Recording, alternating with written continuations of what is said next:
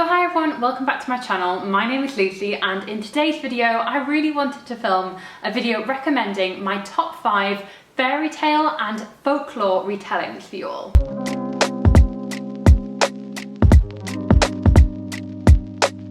So I would say like retellings are some of my favourite genres of books. Whether that is a fairy tale retelling, a folklore retelling, a retelling of a Greek myth, I am a sucker for it, and I have my top 5 recommendations for you guys today.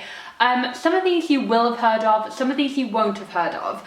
There are some that are kind of a bit more niche, I would say. So I hope if you're watching this, you will get at least 1 or 2 recommendations that you haven't heard of before. So before we get started on the video, guys, please do make sure you've hit that subscribe button for weekly bookish updates from me. And don't forget to turn the notification bell on, and that way you will never miss an upload. So where should we start? I think I'm going to start with one that is one of my favourite retellings of all time. I've not heard a lot of hype about this book on BookTube, really. I can't remember how I first discovered this author, but she has quickly become one of my favourite authors, and that is Rosamund Hodge. And the book I really want to recommend to you guys today is Crimson Bound, and this is a retelling of Little Red Riding Hood.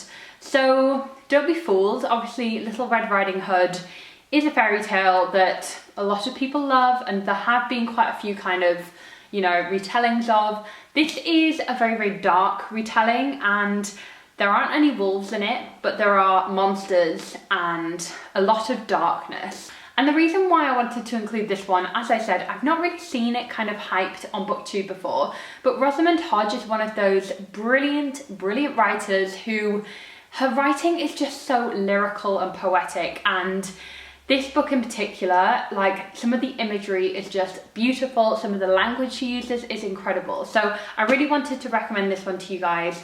I think it is something very, very special. So this book is about a girl called Rochelle who is basically training in magic to protect her village from evil forces. She is basically marked by someone in the forest, and this mark means she has 3 days to kill someone. So she has to make a really hard choice. She makes a choice that basically ends up making her serve the people that she doesn't want to serve. She is then tasked with protecting the Crown Prince, Armand, and they form an unlikely alliance, and there are huge dark powers at play here. There's a lot of kind of bitter rivalry, there's a lot of court politics if you're into that. I definitely am. And also a love story underneath all of that. So I would say this is quite a nuanced retelling of Little Red Riding Hood, in the sense that there isn't the big bad wolf, but that is kind of revealed in other ways. And our main character as Little Red Riding Hood definitely has to make a lot of tough decisions. So I really would recommend Crimson Bound. It is lyrical, beautiful, and dark if you're into that, and is a really strong fairy tale retelling.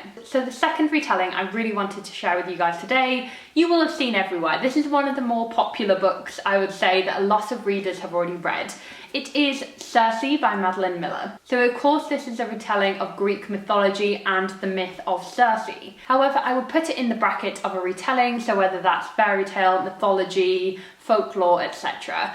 This definitely fits in that vein, and is basically I would say it's kind of a feminist look at Cersei, and it kind of brings her story in Greek mythology to life. So this is perhaps one of my favourite books ever. This is of course about Cersei, who in Greek mythology is kind of this witch figure, but this really beautifully tells the story of how she got there. So Cersei is the daughter of Helios, who is god of the sun, and she is banished to an island all by herself, basically when Cersei's gift threatens the gods. And Cersei has a number of visitors to this island, some of them good, some of them bad, and Cersei really develops her witchcraft and her magic on this island by herself.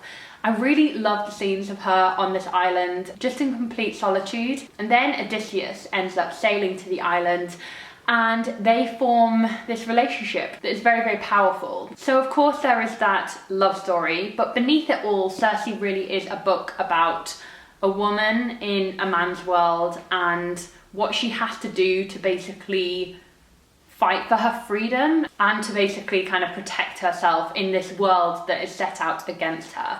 So I absolutely adore Cersei, and I think you will too. Like, honestly, it is one of the most brilliantly written books I have ever read. I also really adore The Song of Achilles, which is Madeline Miller's other book. and focuses on the myth of Achilles and Patroclus. It's perfection. It is perfection. So I really would recommend that one too. It was a hard choice thinking which one of those to recommend in this video. I think a lot of you guys know that I love the Song of Achilles, so I thought I'd recommend this one instead. But I really would recommend this if you haven't read it before and you're looking for a brilliant retelling that will just tug on your heartstrings, then this is the book for you. Now, this retellings video is about to get a little bit basic, but I had to recommend A Court of Thorns and Roses by Sarah J Maas. This is like, you know, the retelling that everybody knows. So unless you don't know about this, this is the first book in a series, the Court of Thorns and Roses series, which comprises of 3 books. This is a retelling of Beauty and the Beast, and it is a very dark retelling. It is set in the world of the Fae, and it features a human main character, Feyre. And Feyre gets kind of captured by a fairy called Tamlin, basically after she kills a member of his court. And Feyre and Tamlin strike up this bond, I guess, and you have to watch Feyre really tackle and try and navigate the very, very dark, duplicitous world of fairy. As in the traditional Beauty and the Beast fairy tale, there is a curse on Tamlin, or the beast, and Feyre is trying to get to the bottom of how to break it. So whether or not that happens, you will have to read the book and find out. But let's just say this is not a one-dimensional fairy tale retelling. It includes this whole massive, delicious, brilliant world. And the second book, A Court of Mist and Fury, is my favourite Sarah J Maas book ever. It is so good. So I really would encourage you, if you've not read A Court of Thorns and Roses before, you're kind of like, is it really worth it? I would say yes, it's worth it. I absolutely adore this series. And as far as fairy tale retellings go, you can't get better than this one. Okay, so now for something you might not have heard of. Basically, I read this book several years ago, and it is 1,000 Nights by E.K. Johnston. This is a retelling of Arabian Nights or 1001 Nights, and is told in the most unusual way. Like, I've not read a book like this ever. So basically, this is about an unnamed girl. The unnamed girl lives in a village with her sister and her family. Her and her sister have this incredible bond. She would do anything for her sister. And then when a king arrives in her village, he is called Lo Melkeen. He basically has this reputation where he's had hundreds of wives and not one of them has survived. So he has this kind of reputation for killing his wives. And he comes to this village to basically find a new wife. And to protect her sister, the main character volunteers and basically offers herself in her sister's place. And basically she is terrified and goes with him and basically doesn't expect to live very long. But then every night she tells him stories, and these stories are basically her survival. They are the only reason keeping her alive. And you kind of have this deliciously told, very, very well told. Like, it's quite a literary novel in the sense that the structure and the way this book is written is unlike anything I've ever read before. Apart from Lo Melkeen, who is the king who kills the wives, nobody else in this book has a name. There is her father, there is her sister, the main character, none of them have names. This is basically to reflect the oral storytelling tradition that 1001 Nights, Arabian Nights, was basically crafted by.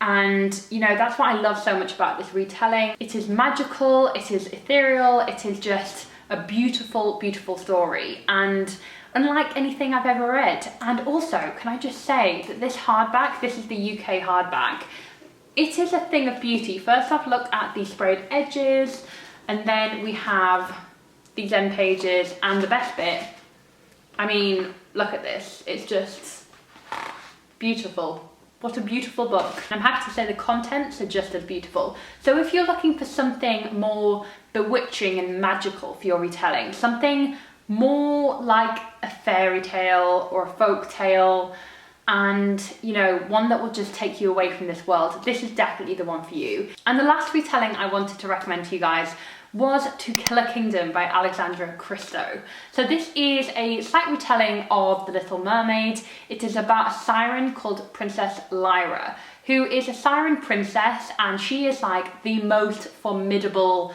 siren under the sea. The notoriety is crafted by having 17 princes' hearts. Basically, however many princes you've killed gives you kind of ultimate respect down in the sea. So she is a very skilled warrior and she is pretty ruthless. But then a twist of fate causes her to kill one of her own, and to punish her, the queen basically transforms her into the one thing that she loathes most, and that is a human. The only way to transform her back into a siren is if she takes the heart of Prince Elien, who is heir to the most powerful kingdom in the world. So basically she has to get close to him and try to get his heart. And he also has this reputation of killing sirens, like he's very well known for that as well. So there is this like beautiful, dark kind of who will kill who aspect. And especially if Elien finds out that she is in fact a siren, you'll just have to wait and see for that one. So this is just a really brilliant, dark retelling of The Little Mermaid. I really enjoyed this book, and I loved the dynamic between Elien and Lyra. It is definitely dark and very sinister, but the characterization and this whole world that Alexandra Christo's created is beautiful and brilliant. If you've not read it yet, it is pretty badass and quite like, it's just quite a fun book because you know that both these characters would kill each other and want to kill each other. So there's that whole element which makes it even more fun. So guys, those were my top 5 retellings of folklore, fairy tales and mythology. I hope you've gotten some recommendations from this video and that you enjoyed it. If you did, please do leave a recommendation down in the comments of what your favourite retelling is. I'm always on the lookout for more retellings, more recommendations, so I'd love to know your thoughts. So thank you so much for watching guys, and I'll see you very soon in my next video. Bye!